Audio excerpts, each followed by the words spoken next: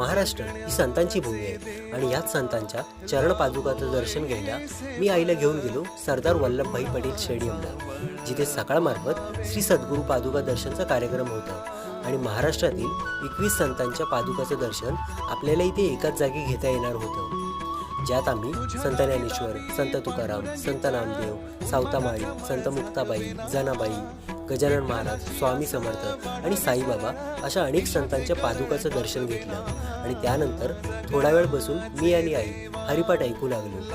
आणि ते बघून आईला राहवलं नाही आणि तिनेही तिकडे फुगडी खेळायला चालू केलं। खरंच तिथलं वातावरण हे खूपच प्रसन्न आणि चांगलं होतं। त्यानंतर आम्ही परत एकदा पादुकाचं दर्शन घेतलं आणि मग आम्ही बाहेर जाऊन तिथल्या प्रसादाचाही आनंद घेतला आणि अशा प्रकारे आमचा आजचा दिवस खूप चांगला गेला। महाराष्ट्र ही संतांची भूमी आहे आणि याच संतांच्या चरण पादुकाचं दर्शन घ्यायला मी आईला घेऊन गेलो सरदार वल्लभभाई पटेल स्टेडियमला, जिथे सकाळमार्फत श्री सद्गुरू पादुका दर्शनचा कार्यक्रम होता आणि महाराष्ट्रातील 21 संतांच्या पादुकाचं दर्शन आपल्याला इथे एकाच जागी घेता येणार होतं, ज्यात आम्ही संत ज्ञानेश्वर, संत तुकाराम, संत नामदेव, सावतामाळी, संत मुक्ताबाई, जनाबाई,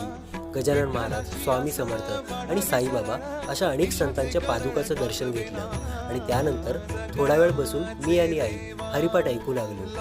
आणि ते बघून आईला राहवलं नाही आणि तिनेही तिकडे फुगडी खेळायला चालू केलं। खरंच तिथलं वातावरण हे खूपच प्रसन्न आणि चांगलं होतं। त्यानंतर आम्ही परत एकदा पादुकाचं दर्शन घेतलं आणि मग आम्ही बाहेर जाऊन तिथल्या प्रसादाचाही आनंद घेतला आणि अशा प्रकारे आमचा आजचा दिवस खूप चांगला गेला।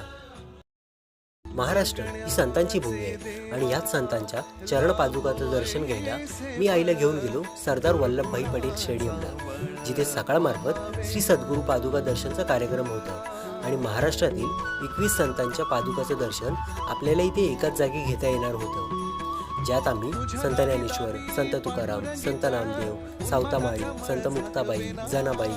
गजानन महाराज, स्वामी समर्थ आणि साईबाबा अशा अनेक संतांच्या पादुकाचं दर्शन घेतलं आणि त्यानंतर थोडा वेळ बसून मी आणि आई हरिपाठ ऐकू लागलो आणि ते बघून आईला राहवलं नाही आणि तिनेही तिकडे फुगडी खेळायला चालू केलं। खरंच तिथलं वातावरण हे खूपच प्रसन्न आणि चांगलं होतं। त्यानंतर आम्ही परत एकदा पादुकाचं दर्शन घेतलं आणि मग आम्ही बाहेर जाऊन तिथल्या प्रसादाचाही आनंद घेतला आणि अशा प्रकारे आमचा आजचा दिवस खूप चांगला गेला।